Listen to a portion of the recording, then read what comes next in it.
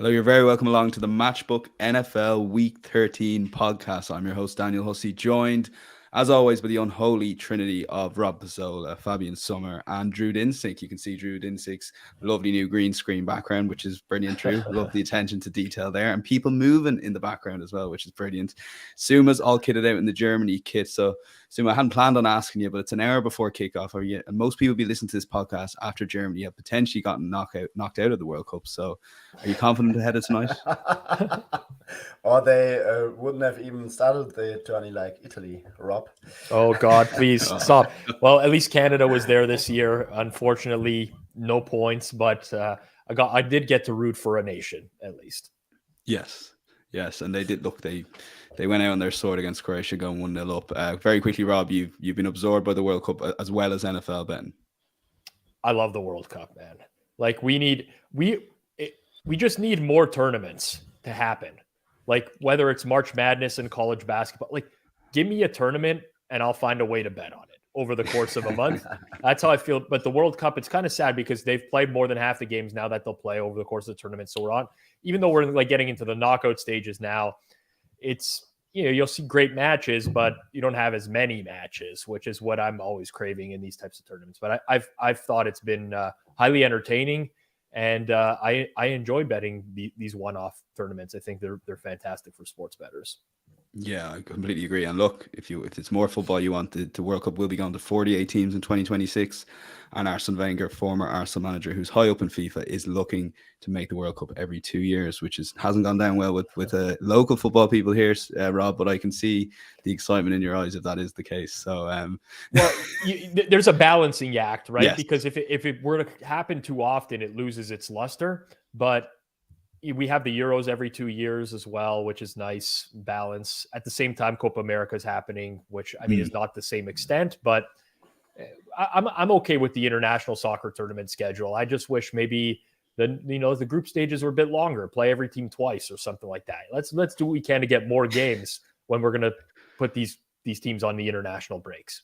Who knows? We might have 18 NFL games one day. Who knows? Drew, we'll maybe start with you just to bring you in on last week. And I think it's a good kind of takeaway you have for week 12. And it's the 49ers keep romping. In fairness to all three, you have kind of flagged that a few weeks ago that they could take control of the West. And then in that case, it would make it probably bad for the rest of the NFC challenging for those playoff spots. Yeah, I mean, as we stand here now, a lot of the chips are starting to settle in terms of seeding in the NFC. In fact, actually, probably the most compelling race is going to be the NFC East if the Dallas Cowboys can run down the Eagles and steal the 1 seed there. But 2 seed looks pretty locked in for the Vikings. 3 seed, I'm making the Niners more than a 50% chance to get the 3 seed. If the Niners don't get the 3 seed, I would actually have, next most likely I would have them as getting the 2 seed.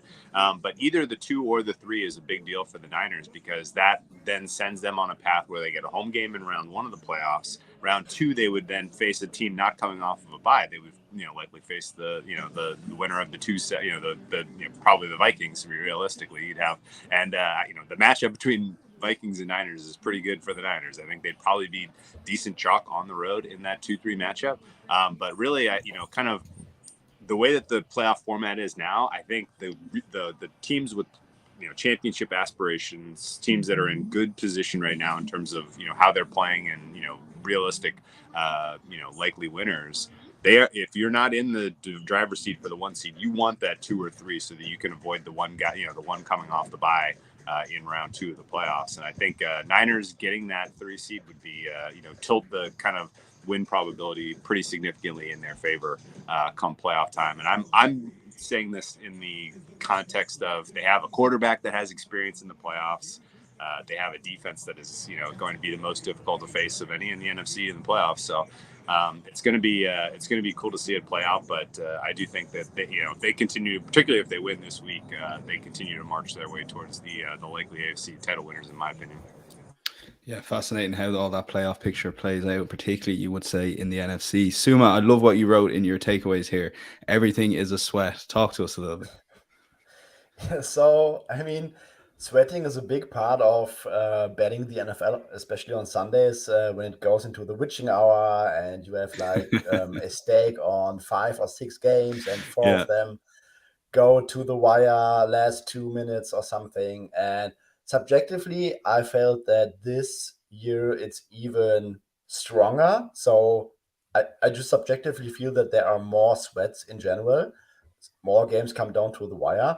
And then I checked the mean absolute error for NFL closing spreads this season, and it's actually on a record-setting pace right now. The mean absolute error is usually around 10.2, and this season it's around 8.58. So final scores are much closer towards the closing spread. And I mean, last week we had so many games coming down to the wire. I mean, I had Miami minus 13 or something, and that was a sweat until the last minute interception by Xavier Howard. Chiefs minus 60 or minus 15 came down to the last minute field goal and stuff like that. So there are so many sweats right now, and with the mean absolute error coming down this season, I think it also makes sense from a math perspective. Yeah, that is fascinating. I thought it was just me that all my bets were going to, and like you mentioned, the Dolphins would fly out to an unassailable lead and then get dragged back into it and just about cover. Rob, talk to us a little bit about tiering the teams, and I think maybe over the last couple of weeks we can start seeing the patterns in terms of the top 2 or 3, both in each conference, and then the teams that are more likely to make the playoffs. And I guess you're kind of putting them into tiers as best you can. I am. I'm actually most interested in the middle tier, but I think right now it's like, I don't even think it's really debatable. You have Buffalo, Kansas City, which are like your top tier teams. And then you have like a small drop off, and you have the Cowboys, 49ers, Eagles. Put them in whatever order you want to. That's your next tier. And then you have a small drop off, and you have the Bengals, the Ravens, the Dolphins. Put them in whatever order you want to. I don't care. But then there's a drop off from there. And then you get this middle tier, which is like, if you pull an average person and say, rank these teams, and you give them the Bucks, the Browns now with Deshaun Watson, the Patriots, the Vikings, the Titans, the the Chargers, potentially even the Jets, the Seahawks. Like, we have this middle tier where you would get back crazy lists from different people in terms of they're so closely bunched together. There's so little separating these teams that it's, I see the power rankings argument on a weekly basis. How could this team be here? How could this team be there? And really in that middle stack, they could be anywhere, because it's like one game could drive you from being the 17th best team in the league to being the 9th best team in the league because of one individual performance. So I'm very interested in the middle class this year. I don't think any of those teams can really do damage in terms of potentially being a dark horse to win the Super Bowl. But I find it pretty fascinating how a lot of people are arguing about how could you rank the Bucks in your top 10, or so, the Browns in your top 10 now. And it's like, well, who's going to replace them? Are you very, very confident that there's another team that bumps them down? And I don't remember a year like this where we've had this large a cluster of average to slightly above average teams.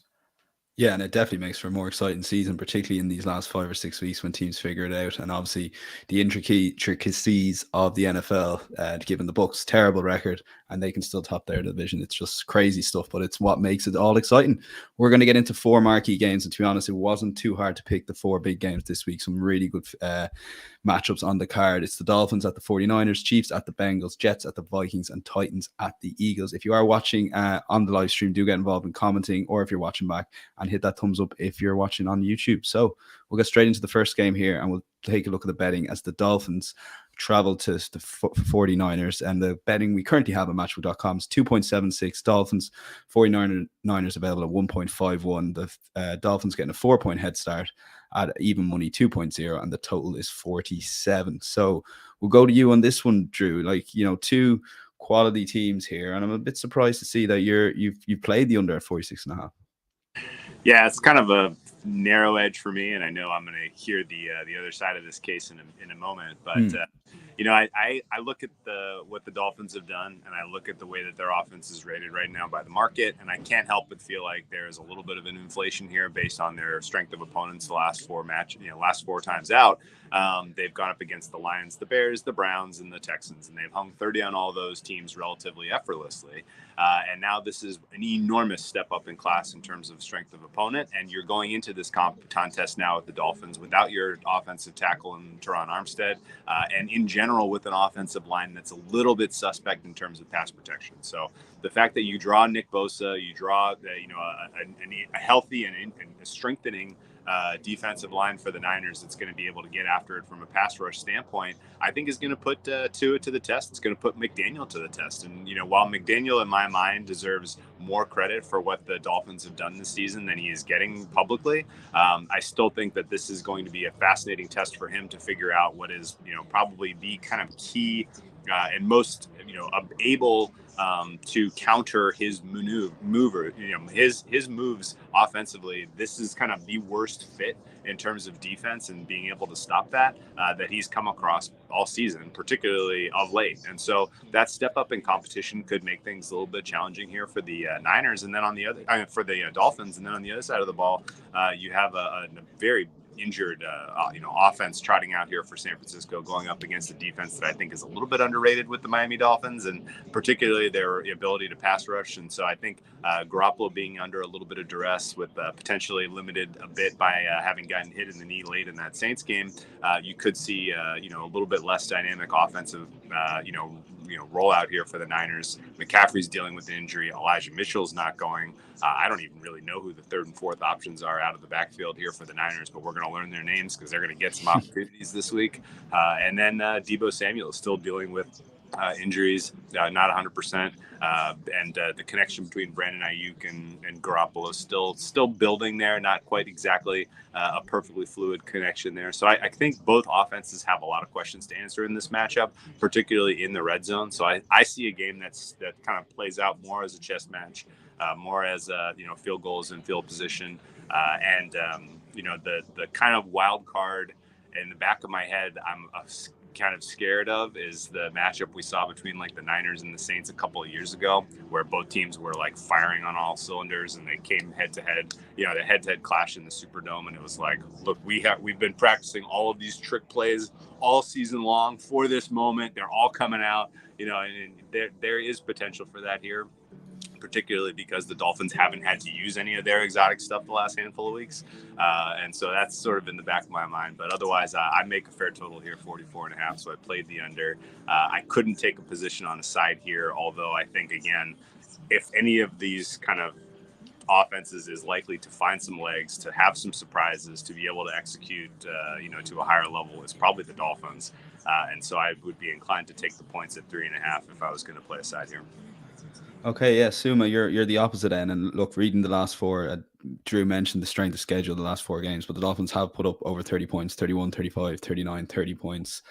And look, going into this game, I guess I know they'd always be preparing on a match by match basis, but essentially they could have had maybe a 4 or 5 week look ahead and maybe preparing a few plays with Tua MVP candidate against the 49ers. Yeah, Drew made a lot of good points. There's no denial that the Dolphins have played a very easy schedule of opposing defenses lately, like simply no denial. But I also think that we can make some of that case for the Niners defense recently.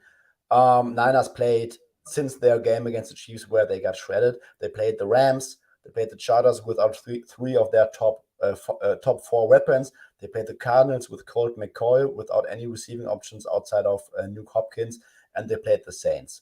On the season, the Niners have a very good defense on paper and also by efficiency metrics, but they also played one of the easiest schedules of opposing offenses. Outside of the Chiefs game, they played the Seahawks in week 2, and that's the only top half offense in terms of DVOA, or passing offense in terms of DVOA, they have faced all season. So since week 2, we basically have no evidence of the 49ers defense being capable of playing very well against a offense of the caliber of the Dolphins. Yes, Terran Armstead, if he doesn't go, which looks like he won't, but I think yesterday he said that he feels like he can go, so we will see there. But right now I'm capping this with Terran Armstead being out. I still think that the 49ers secondary doesn't have the bodies to play man coverage against Tyreek Hill and Jalen Waddle. Tua gets the ball out within 2.5 seconds with a very high A dot. That should negate some of the pass rush of the 49ers. And I just don't see a good recipe for the 49ers to really disrupt that passing offense with how that secondary is shaping up. They have Javarius Ward, good cornerback. Other side is Demoda Lenoir, if I spelled this name correct. And Jimmy Ward is playing nickel cornerback.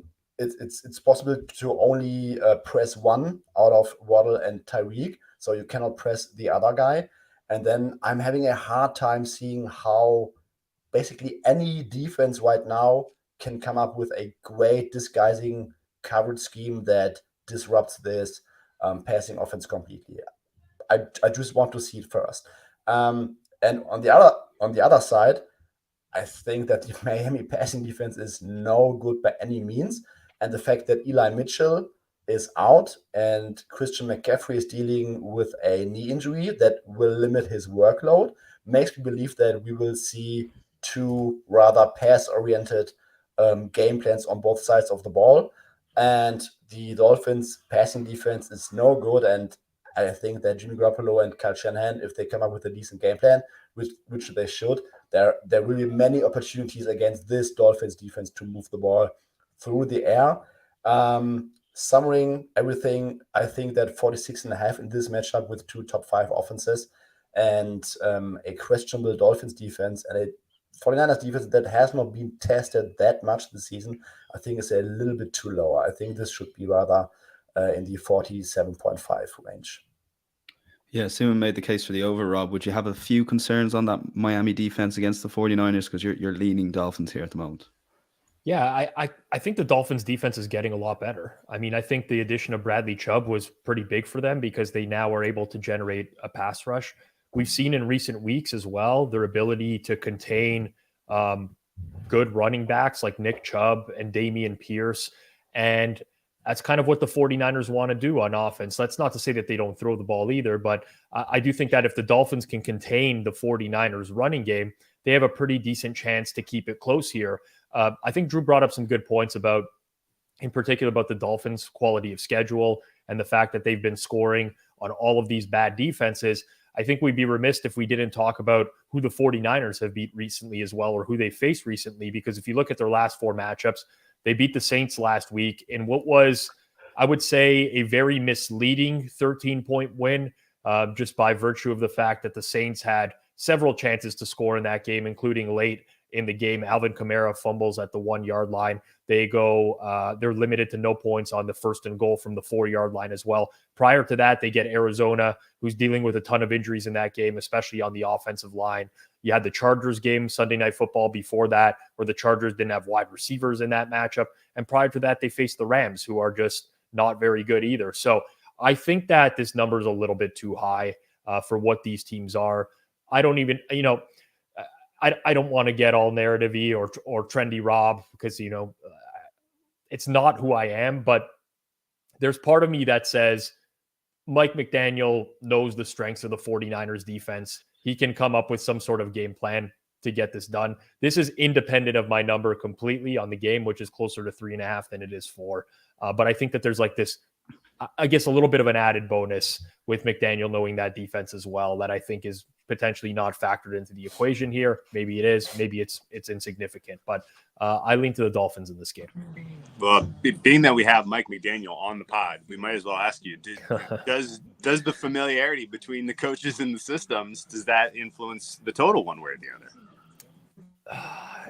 other? It's a guessing game at this point, right? One way or because you have the chance to like pull the old outsmart, like be 2 steps ahead, right? Like they know our defense is this, so let's do this. And then, the coach on the other side's like, they know that we know that they run this defense and they're probably going to do some stuff like this. So like, at what point does it just become like a non-factor? I don't know. I've always found these types of games to be very interesting or tricky. We see stuff all the time too, where like midweek, a team in the NFL will just sign a player that's been a free agent or off a team's practice roster. So they could come in and say, okay, what do these guys run? What's in the playbook?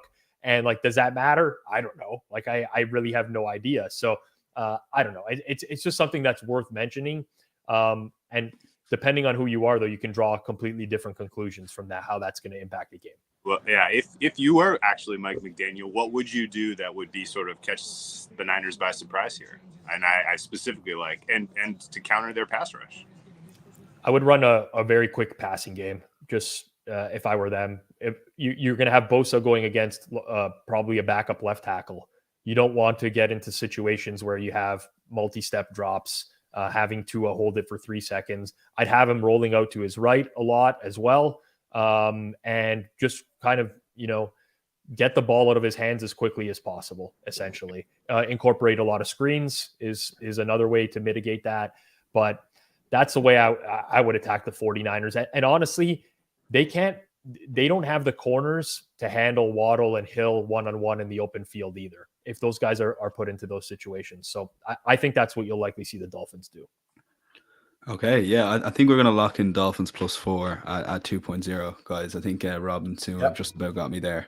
The total, I'm a bit undecided. I think both make good points there. Fascinating how that game plays out.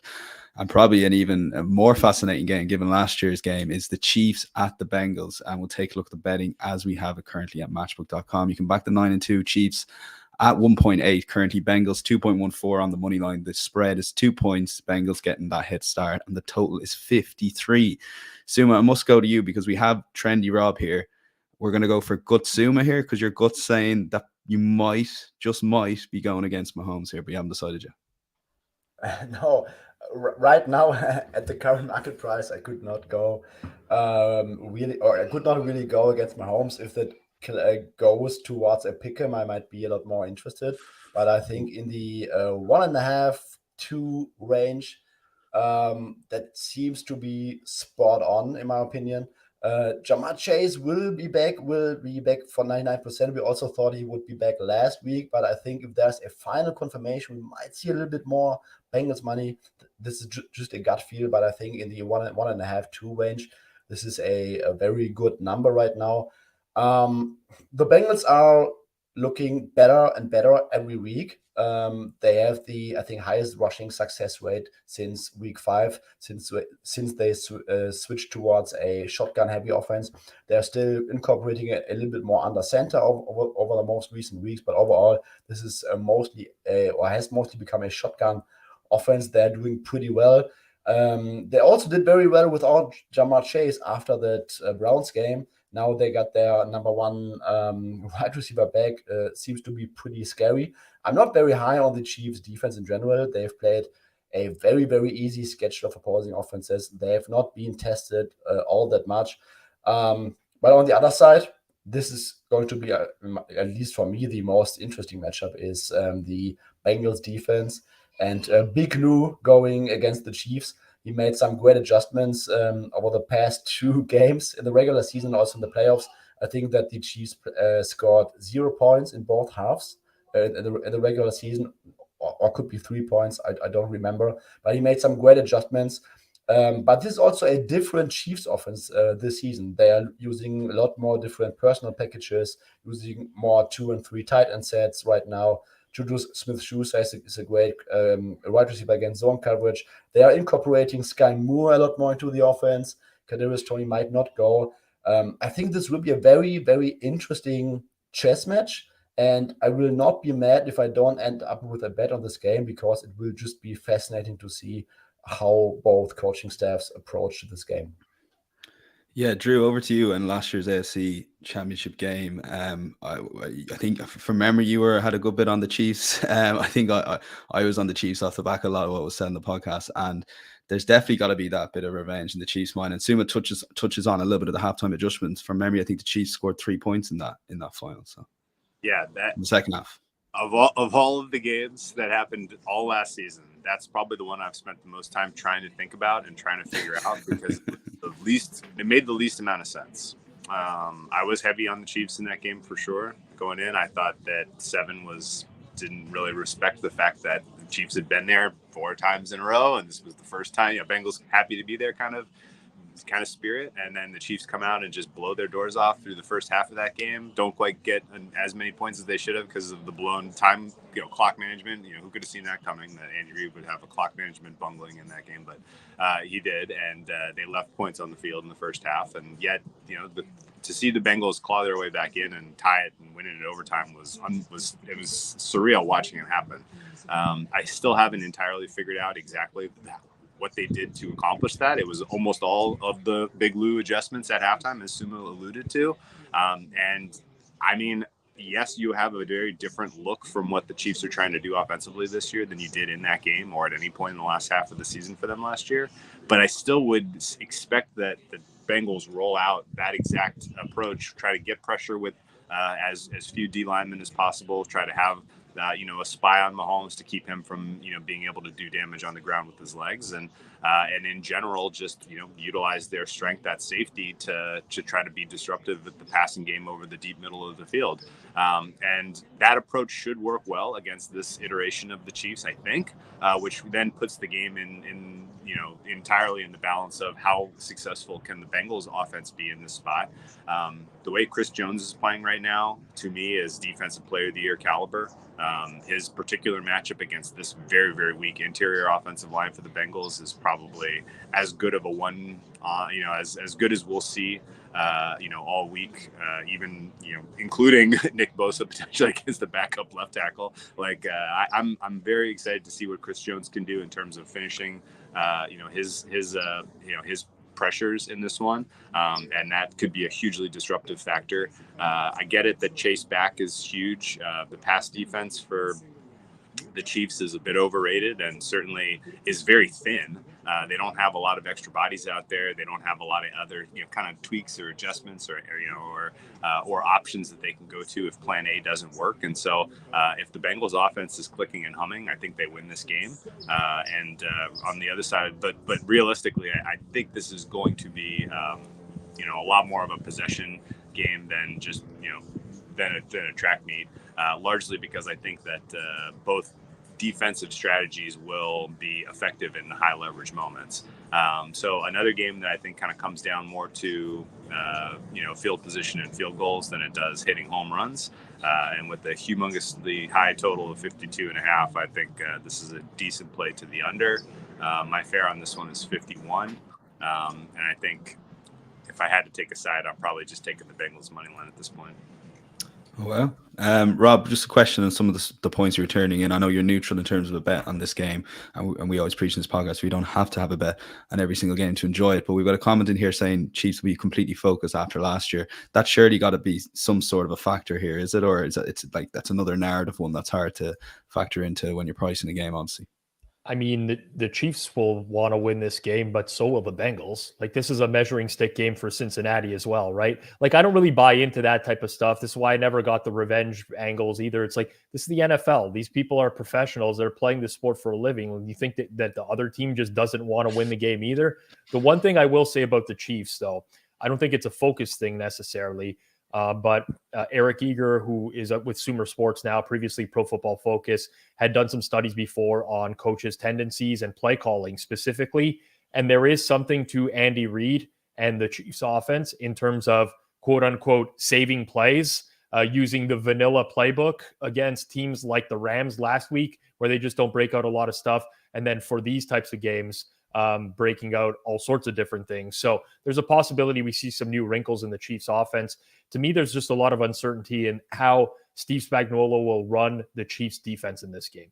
Because if we look back to last year, they tried to blitz Burrow very heavily in the matchups. That's a big mistake against Joe Burrow. He had amazing numbers against the blitz last year, 120 dropbacks, 70% completion rate. His PFF passing grade was 92.0 against the blitz. That was higher than when he wasn't blitzed. He only had 2 turnover-worthy plays. The Chiefs still blitz at a pretty high rate this year. They're top 10 in the league, 29%. They can generate pressure without blitzing, though. So it will be interesting to see if they do change that defensive game plan and drop more guys into coverage, see if that their defensive line can get home. If they do that, I like their chances of winning. If it's the same game plan as last year where they're going to send additional rushers, I don't see the point in doing that. I think that they will lose. So lots of uncertainty in how the Chiefs will attack this game defensively. And I honestly think that that's just like the X factor in the game.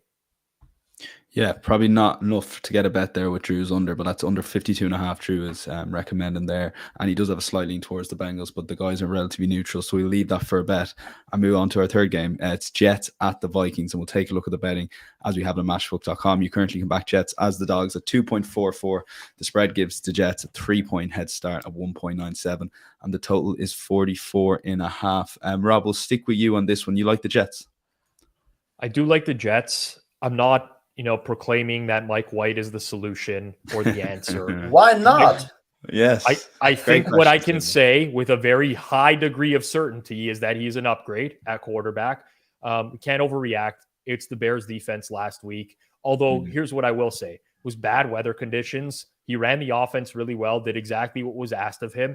And honestly, the Vikings defense isn't a whole lot better than the Bears defense. I mean, they have one good corner in Patrick Peterson. They're not generating a ton of pressure from their front seven this year. They're dealing with injuries overall. So I think that the opportunity for Mike White to succeed, now granted it's on the road, I completely get that. It's very different than being at home against Chicago from a week ago, but I think the opportunity to succeed is there. And I got to go back to the Vikings again from last week. They benefit from a special teams touchdown in that game after they went down to New England right after the half. They returned the kickoff to the house. We look at the metrics of that game. They had 5.4 yards per play compared to 7.4 for the New England Patriots. Kirk Cousins played really well. What people won't talk about is the 2 turnover-worthy plays that he had, both which were dropped interceptions. One ended up actually being a completion for the Minnesota Vikings in that game as well. Another thing people won't talk about, the Patriots, in that game had 3 trips into the red zone for the Vikings. They did not score a single touchdown on any of those 3 trips. I still think that the Vikings, their 9-2 record is much closer to a 6-5 than it is to a 9-2. I think if the record was 6-5 and this was a home game against the 7-4 Jets, who have not been supremely lucky this year, we would see a much different point spread than Vikings -3. I don't think that there's much separating these two teams. So I'll take the Jets again. They even have the corner in Sauce Gardner, who's I'm never going to say someone's going to shut down Justin Jefferson. It's not going to happen, but at least they have like a true corner that can play him for the majority of the game that might be able to limit the number one option there. So like a lot of the matchups here for the Jets, and I don't think this is the right number, I'll take the Jets +3. Okay, yeah. Suma, going back to some of the points Rob touched on with last week's game, one thing as well for the Patriots, their time management. I think at least twice they had to take a field goal instead of a touchdown, and they're the small margins that Rob said that if their Vikings record was a little bit worse, potentially we could be seeing a different price matchup here. Yeah, absolutely. I think that the Pats got extremely unlucky last week. Also, the touchdown to Hunter Henry. We had the 2-point conversion to Travis Kelce against the Colts earlier this season, which was the exact same touchdown. One gets ruled a touchdown, one gets ruled an incompletion. I don't know what we are doing at this point. Rob should come in with his phrase, "We bet real dollars on this league." But yep, I mean, very tough. I still think that the Vikings are overrated. And to Rob's point about their defense, their passing defense now ranks 27th in pass DVOA, and this includes a positive adjustment for playing the Miami Dolphins with Skylar Thompson, because the DVOA algorithm cannot say, "Oh, we are not doing the adjustment here because it was not Tua Tagovailoa." If you exclude that game against Skylar Thompson, they rank 30th in pass DVOA, just right ahead of the Bears and the Las Vegas Raiders. Their corner, Duke Shelley and Shannon Sullivan, will have a very hard time against the Jets receiving group, which is completely healthy right now. Corey Davis is back. Elijah Moore is finally looking like the same stud receiver he was last year, just by having Mike White instead of Zach Wilson. Garrett Wilson is a stud. The Jets should have something on the ground here. I really think that the Jets will score on this Vikings defense. And then it just all comes down to how much Kirk Cousins can do against the Jets defense. I don't think that the Jets defense will shut them out, but if they can apply some pressure, if Sauce Gardner can maybe disrupt 2 or 3 passes towards Justin Jefferson, I think that the Jets will be live in this game, and it's only Jets or pass for me at +3. Yeah, we could maybe get there for a bet, Drew. Complete the hat trick. I know you're on the fence, but a slight lean towards the Jets or pass. I mean, these were some great points, and I'm glad the guys made did the autopsy on the Patriots Vikings game, because as a heavy Patriots backer, it's sour grapes to kind of bring all that stuff up. So it's, I'm glad they didn't even bring up the terrible refereeing, but that's fine.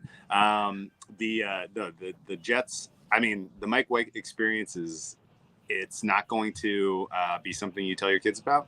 It's not that exciting, but he is taking what the defense is giving him, and that's really what the LaFleur offense needed, not what Zach Wilson was trying to do. And so, yes, this is a meaningful upgrade, irrespective of how soft the defense Mike White got to face last week was. And, I think what Saleh and his crew are doing defensively is very impressive over there. This is going to be a really, really tough test for the Vikings to get to, into the mid to high 20s, which is what they're going to need to do to win this game. And I think that sets up for a decent look at under 44.5. I'm pretty close to market on the total. I make it a hair under 44. So not a huge edge there, but I do, there is definitely a path where Mike White isn't as efficient as he was last week. Maybe he's particularly careful with the ball in the red zone and they're kicking field goals instead of scoring touchdowns, in which case this is maybe a little bit more of an edge to the under. But, looking at the Jets as the +3 is the only side I would consider here. There's nothing about the Vikings that says that this is a team you should be laying a field goal with against another team that's about equal strength. The time to fade the Vikings with serious enthusiasm is almost upon us. Like we're very close to just absolutely unloading against these guys, but it has to be the right matchup. And maybe it is the Jets. Maybe this is going to be one where I'm kicking myself for not getting more involved with the Jets on the money line after we see how this plays out. But just in general, like kind of going back to Rob's sort of opening thoughts on the state of the league. These two teams are in the middle class, and should one be getting a field goal? Probably not. So, when in doubt, I would say take the points. Okay, when in doubt, take the points. It'll be a small lean for ourselves. Jets +3.0, currently 1.97 on Matchbook.com at the Vikings. So we'll move on to the final game, and we're finally talking about the Titans. We've been getting a lot of pelters for not talking about them, and I don't know who picks the run order every week, but we're finally there. I'll give props to Drew. He threw this game in. Titans currently 2.98, Eagles 1.45. Titans getting a 5-point head start at 1.94. The total is 44.5. Suma, we'll go to you first on this one. You've no strong opinion, but you're fascinated by the matchup of the Eagles offense and the Titans defense. Yeah, I think from a pure football perspective, this is probably the most intriguing matchup for me to watch this week, because I want to see what the Eagles offense will do against this Titans defense. The Titans have the number 1 defense in the league statistically, and also by watching the eye test. The Eagles went for over 300 yards against the Packers, who are on the completely other end of the spectrum. And now this is going to be the number 1 true litmus test for the Eagles offense. Can they run the ball at all? Or what I would expect them to do, because I think they are very smart on their coaching staff, is don't try to run the ball too much and just air it out. Because if the Titans defense is somehow vulnerable, it's an outside corner. And with A.J. Brown and Devontae Smith, they have the perfect matchup to not try to force the run too much and just go straight to the passing game. I just want to see how they perform against this kind of defense, which should give us some clarification about their playoff outlook, in my opinion. And on the other side, how does their run defense, probably without Jordan Davis, match up against the Titans' rushing offense? The Titans, they are not great at running the ball, but they want to run the ball. They will get their center Ben Jones back. Probably no Jordan Davis, so it will be Linval Joseph in more of in close to a full-time role again. And I just want to see how this Eagles defense, also without Chauncey Gardner-Johnson, is going to play the run. If they can, I just want to see whether they can force Ryan Tannehill into more obvious passing situations. And I think this matchup should get us a lot more clarity about the Eagles and their prospects going forward. Fascinating matchup. I don't have a strong opinion on either side. I'm right around market with 5. No strong opinion on the total. So I'm just going to watch the game and enjoy that matchup. Yeah, and then Rob, you're in agreement in terms of not having a bet, but would you go as far with Suma and saying this is probably up there as, given like the card we have, the most fascinating matchup this week? I would say so, for sure. I mean, I strongly consider the Titans when they were a little bit higher than this and just ultimately didn't pull the trigger, and then the number went. I do think that like the rush defense issues are manifesting itself for the Eagles, and Linval Joseph, Damakong Su, it hasn't fixed it. I mean, they got shredded on the ground by the Packers last week. It was above 5 yards a carry in that game, just like 260 rushing yards, something along those lines. And on top of it, you get a situation here where like the Titans haven't given up more than 20 points in 8 games in a row now. They've averaged defensively giving up 13.8 points over their last 8 games. Like that's very appealing for an underdog that's getting 4.5 points in market, right? The fact that you can be reliant on them to score. But then I just keep coming back to that game earlier this year, which was the Bills and Titans. It's Monday Night Football. Bills and Eagles are not the same team. But the Titans, if you look at their schedule, they've not had to deal with these mobile threat quarterbacks all year long. It's been a lot of pocket passers, guys who just don't pick up yardage. And now they're dealing with, they literally got killed in that game by the Bills. Like the Bills did whatever they wanted offensively. It's by far their worst defensive performance of the year. Can the Eagles replicate that with their personnel? They can come pretty close to doing so. Like if I was coaching the Eagles this week, if I'm Nick Sirianni, I'm probably watching that game and saying like, let's do a lot of this. Let's get you moving, because these guys have not seen a quarterback that's been moving. And because of that, the Titans don't have to blitz. They get a lot of pressure with just their front four. They've been able to drop guys into coverage. So I don't know. I'm kind of torn on this game in that I do see why there's tons of appeal with Tennessee. Love Mike Vrabel. Talked about this before, like the hidden edge. But also, actually think about this even further now. It just like popped into my head. Vrabel comes from the Belichick coaching tree, right? And like Belichick struggles with these mobile quarterbacks as well. They've just never been able to figure that out. I don't know if there's anything there or not, by the way. It just completely dawned on me. But I think there's reasonable cases to be made for both sides. But generally speaking, the market has undervalued the Titans, I thought, this year. They continue just to play close games. Last week they don't cover. Really, the game could have gone either way against Cincinnati. It was a pretty evenly played game. So I'm very excited for this one, and I think we will learn a lot about both teams in this game. Yeah, well, we learned a lot about Jalen Hurts, Drew, this week. Oh yeah, this is a litmus test for the Eagles in every respect.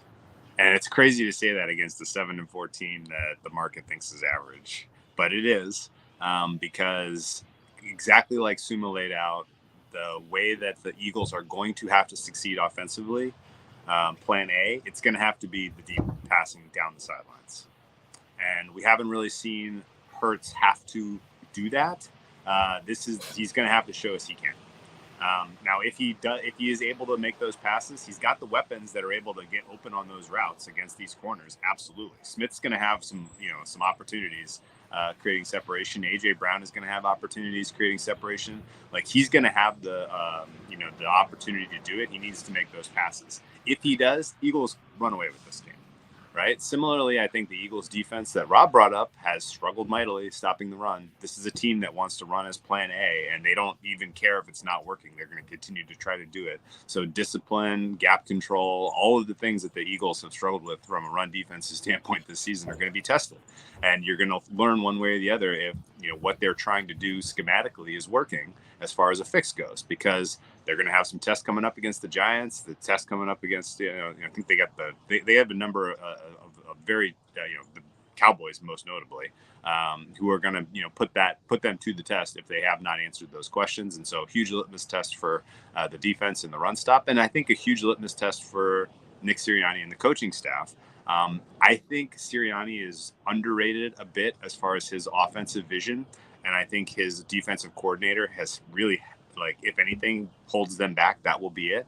And so I think, what Sirianni does in terms of a game plan is going to be pretty telling, because if he has a good, if he puts Miles Sanders on the shelf, and if every single play is Hurts either deep pass down the sidelines, scramble, mix it up with a little bit of screen stuff, mix it up with a little bit of AJ Brown coming over the middle, tight end over the middle, like that's what I would like to see from them to try to attack this Titans defense, because I think that would be successful. I think we find out one way or the other if Sirianni is a good coach this week as well. So all of the tests in my mind in this game comes down to the Eagles side of things. Titans playing with a little bit of house money. They're still very much in control of their division. I don't really think that the door is open for the Jaguars, even as much as I would want it to be. I still think the Titans are kind of, one more win probably seals that division for them. What they're seated in the AFC is not going to matter as much as kind of getting healthy and getting right by the time they get there. So the game doesn't mean as much to the Titans as it does to the Eagles.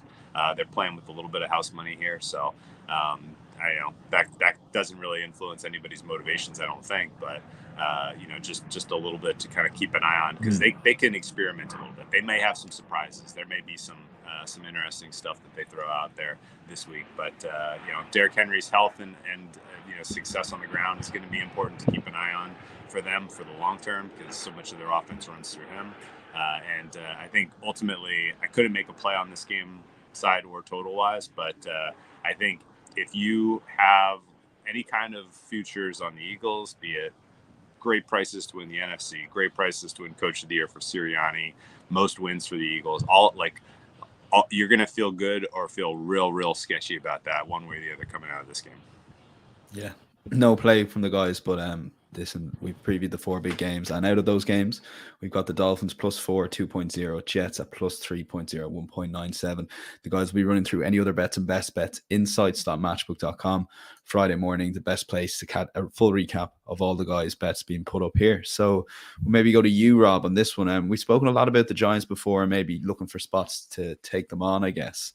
So I was a small bit surprised to see that you've put them up pretty confidently, in the sense that in your any other bet section, you've gone for +2 and also the money line. I guess it's an either or, I guess, or.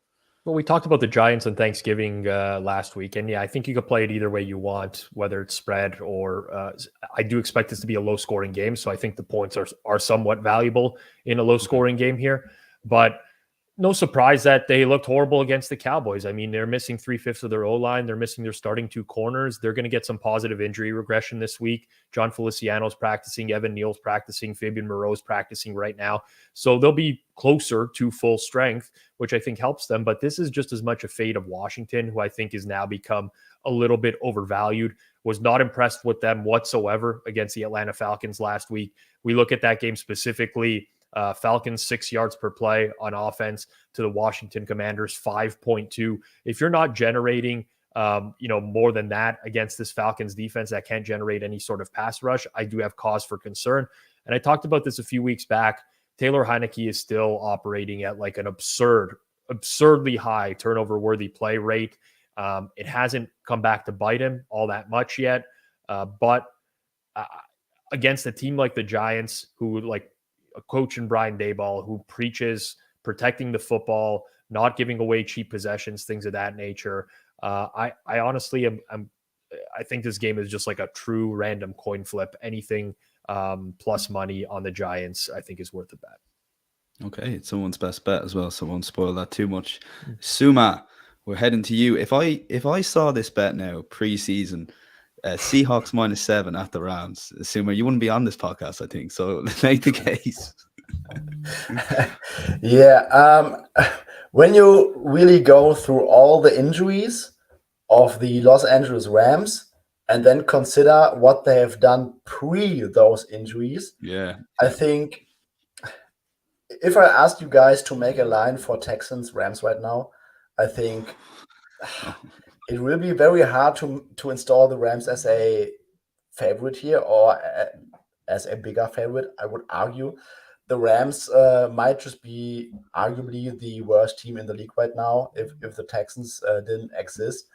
No Aaron Donald, no Ashawn Robinson. So the Rams defense was very vulnerable against the pass before, but they were good at stopping the run. Now they don't have the best defensive tackle in the league. They don't have Ashawn Robinson, who is also a decent run stopper. And I think that the Seahawks offense is going to have a field day here. They have a great matchup against a Rams defense that struggles to defend the pass, and that also now might struggle to defend the run, and that should help the Seahawks in the second half to basically run out the clock and protect that lead. And on the other side, we are getting either Bryce Perkins or John Walford behind a bottom three offensive line, with Van Jefferson as his number one option in the passing game. And even though the Seahawks defense has not looked good in recent weeks, I still don't think that the Rams offense has enough firepower to keep this one within a touchdown. This looks square, especially when you consider where both teams were before the season. But I think this is a great get back on track game for the Seahawks, especially for the offense. Yeah, commenting here saying I'd like to live in a world where the Texans don't actually exist is quite harsh. And I don't think I've had as fun a sweat as last week. Dolphins minus 14.0, 30 points up at halftime, big tick beside it in my head. And then I'm coming back to the game and keeping an eye on these scores coming in, but they just about covered the 14. Drew, over to you. You want to talk about teasers here in the any other bet section? Talk to me. Yeah, so I like Rob's look. You can tease the Giants out past 8. I like Suma's look. You can tease the Seahawks down under 3. And just across the board this week, there is sort of just an absolute plethora of long teaser, advantage teaser options. These don't come along very often, particularly late in the season, where as kind of, all right, going back to the top of the conversation, the ratings on these teams are very strong. The market is very tight. This season, as Suma pointed out, the mean error across spreads has been smaller than ever. And yet here you have all of these opportunities to tease across 3 and across 7. We counted them up yesterday. There's like 7 decent teaser legs here. So most of my skin in the NFL this week is going to come down to those teasers. I've just been round robining as many as I can find. And I think in some order, Ravens, Giants, Seahawks are probably my 3 favorite. And then I would throw into the mix, if you can find a 1.5 for the Lions, put them in the mix. If you can find and then there's a 5th one. Oh yeah, that's 5. So I think realistically, all 5 of those are really strong legs, and I'm gonna have fun round robining those. Yeah, okay. Yeah, and then if you're playing on Matchbook, you can use the alternative handicaps there as well. Drew, we'll stick with you for best bets, and just a quick point to use the bonus code Matchbook NFL, bet £30, get £30 in free bets. We see a lot of people who are first-time bettors using that bonus code and betting on the NFL, so you get a £10 free bet on the 3 subsequent weeks. Will nearly bring you off to playoff time. So Drew, if someone wants to have their £30, are they backing the Giants? Well, the big question is, are they backing them +2 or the money line? I thought Rob made a good point about it potentially being low scoring, so the +2 comes into play. But fear not, Drew has put up the money line at 2.12. Yeah, I loved all Rob's points, and I think the only thing I can really add to that, besides the fact that the Giants have more time to get right here, and just in general more time to prepare for this matchup. They're coming into this basically having just played a very similar style team, only much better. I look at the Commanders and I see very much like Cowboys light in terms of what they're trying to do, how they approach the game. So I think it's going to be a lot of familiarity here with the game plan that the Giants are going to want to roll out there. And the key really does come down to turnovers here for me. I have the Commanders much more likely to turn over the ball in this game than the Giants, just based on sort of scheme and approach. So that is the X factor I would need to get involved with the Giants. I make the Giants a small favorite here, so I like them on the money line at 2-1-2. Okay, yeah, 2-1-2, and as Rob touched on, you could play it safe with the +2 as well. Suma, we didn't put this up as an official bet, the over, so seal the deal here. You're just about there. Let's seal the deal and make the case. Over 46.5. It's going to go over in this game. Dolphins at the 49ers. I like the matchup for both offenses. I think Terron Armstead might be a problem for the Dolphins, but I still think that the matchup with Tyreek Hill and Jalen Waddle against the Niners secondary, with Tua getting the ball out quickly, with their scheme, with Mike McDaniel probably being smart enough to scheme around his left tackle position, gives me enough hope that I think that the Dolphins will score into the 20s here on the road. And on the other side, I'm not very high on the Dolphins passing defense, and the fact that Christian McCaffrey might have a limited workload and Eli Mitchell is not ready. and the Dolphins being good against the rush makes me believe that Kyle Shanahan might be a little bit more pass heavy this week. So we might have 2 pass heavy approaches with 2 top 5 passing offenses in a very good matchup. And I think that this should rather be 47 plus. So I'm happy to go with over 46.5. Okay, yeah, and Rob, best to last Monday Night Football. I love when there's a best bet on Monday Night Football, because despite the fact we can't watch in the UK, those 12, 15-minute highlight packages of YouTube, trust me, are as good as it gets when watching it and sweating a bet. So tell us, Saints +4 at the Bucks. I guess there's an argument that the Bucks, for someone that has Bucks, a lot of Bucks futures, there's an argument if you had the Bucks just aren't good at all this year, is there? There is a pretty strong argument that they're just not good at all, especially offensively, where we're now looking at 7 straight games where they have not scored above 22 points. And now you're asking them to win by 5 to cover your bet. They've been averaging less than 17 points a game over their last 7 games. We thought the bye week would help them. Honestly, it didn't. I think a lot of this just comes down to coaching at some point or another, and they can't get the offense going. Even when they do, they're punting on 4th and shorts. It's just way too conservative a team in this day and age in the NFL. I thought the Saints were very hard done by last week. Didn't think they played a bad game at all. They out-yarded in terms of a per-play basis, the 49ers. They just had some bad variance in the red zone where they couldn't punch it in. -2 turnover margin, which, whatever, it's the Saints. They also had like this Chris Olave deep catch get overturned. I don't even know how that got overturned. Someone's got to explain that to me. I still have yet to. I don't get it. I've watched that one a million times, but thought they were hard done in that week. Earlier this year, these teams played. Jameis Winston gave away the game in week 2. The Saints defense played very, very well. It was one of the few games this year where they were actually able to get consistent pressure, which has been a very big theme for the Saints against the Bucs in recent years. Now you lose Tristan Wirfs on the O-line as well. I don't think that there's much separating these two teams. Kind of sounds crazy, but I've seen enough of the Bucs to know that if they're going to win games, it's going to be a nail biter at this point. So I think these are incredibly valuable points, and I'll take the Saints +4. Real quick, I don't know if you heard about this or not, Rob, but Chris Olave he's a relatively young player in the league. He wasn't, even though he's an actor and he's well compensated, he wasn't as familiar with the script as he was supposed to be. He was supposed to drop that catch, and so because he caught it, the refs had to take it into their hands and correct so that the script went as according to plan. It's a common mistake for a young player. It makes sense. When they do script these games, I'm wondering if there's too much that the players have to remember, because it's become people. If people don't understand what's going on here, this is definitely an inside joke about the NFL scripting games, which seems to become more and more popular now that people are losing bets on a weekly basis. The games have to be fixed. There's no way these people could be losing bets on a weekly basis unless the outcomes were already fixed. It's absurd. Suma, feel free to jump off. Germany are about to kick off there. Good luck, Suma. Yes, go. Drew, one final question to you, and I think you've kind of covered this already. Your 7 teasers, their possibilities. I think you covered most of them, but just go through them very quickly for anyone listening there. It's pretty straightforward. Look for a +1.5, a +2, a +2.5. If you tease those 6 points, you go across 3 and 7. That's an advantage play. If you have a -8.5, a -8, a -7.5, you tease those down 6 points, you go across 7 and 3. That's an advantage play.